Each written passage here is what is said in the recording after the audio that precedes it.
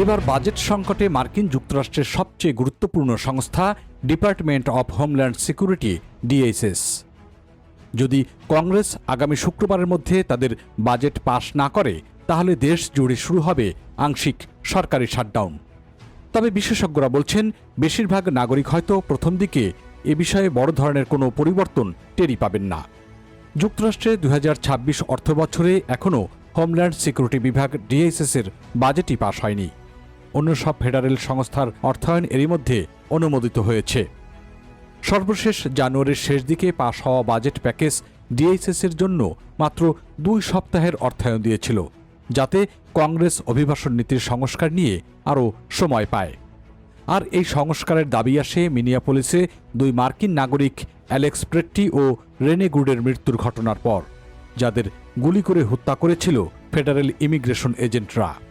বুধবার রাতে ডেমোক্র্যাটদের কাছে হোয়াইট হাউস নতুন একটি বাজেট প্রস্তাব দিয়েছে, যা এখনও আলোচনায়, কিন্তু এ নিয়ে চুক্তি হবে কিনা তা এখনও অনিশ্চিত। সিনেট মেজরিটি লিডার জন থুন জানিয়েছেন, প্রয়োজনে ডিএইচএস চালু রাখতে কন্টিনিউইং রেজুলেশন নামে আরেকটি অস্থায়ী বাজেট বিল প্রয়োজন হতে পারে। তবে মাইনরিটি লিডার চাক শুমার এখনও বলেননি যে ডেমোক্র্যাটরা কিভাবে এগোবেন। আর মার্কিন প্রেসিডেন্ট ডোনাল্ড ট্রাম্পও এই পরিস্থিতির সঙ্গে অপরিচিত নন। তার প্রথম মেয়াদেও ৩৫ দিনের একটি শাটডাউন হয়েছিল, যা ছিল তখন পর্যন্ত দীর্ঘ রেকর্ড। আর পরের বছর সেই রেকর্ড ভেঙে ছাড়িয়ে যায় ৪৩ দিনে। ডেমোক্র্যাটরা বলছেন সীমান্তে রোভিং প্যাট্রোল বা টহল কমাতে হবে, ওয়ারেন্ট ছাড়া তল্লাশি ও গ্রেপ্তার নীতি সীমিত করতে হবে, আইসি এজেন্টদের জন্য বডি ক্যামেরা ও পরিচয় উন্মুক্ত রাখতে হবে এবং বল প্রয়োগের নিয়ম কঠোর করতে হবে।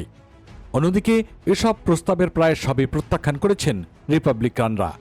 তারা পাল্টা দাবি তুলেছেন যে স্যাংচুয়ারি সিটি বা অভিবাসী বান্ধব শহরগুলোর বিরুদ্ধে কঠোর ব্যবস্থা নিতে হবে। এ বিষয়ে বিশ্লেষকদের মতে ৯০% বেশি ডিএইচএস কর্মী তবুও কাজ চালিয়ে যাবেন, তবে অনেকেই বেতন পাবেন না যদি বাজেট পাশ না হয়। আর প্রায় ২,৭২,০০০ কর্মীর মধ্যে ৪৪,৫০০ জনের বেতন চলবে বিকল্প তহবিল থেকে। তাদের মতে দীর্ঘ সময় এই শাটডাউন চললে এয়ারপোর্টের নিরাপত্তা ও চেকপয়েন্টেও দীর্ঘ লাইন বাড়তে পারে। তবে ভালো খবর হচ্ছে আইআরএস, জাতীয় উদ্যান, এমনকি এয়ার ট্রাফিক কন্ট্রোলার সহ অন্যান্য সংস্থা এই শাটডাউনের আওতায় আসছে না, কারণ তারা এরই মধ্যে পুরো অর্থবছরের অর্থ পেয়েছে। অতএব দেশব্যাপী ফ্লাইটে বড় কোনো বিঘ্ন ঘটবে না।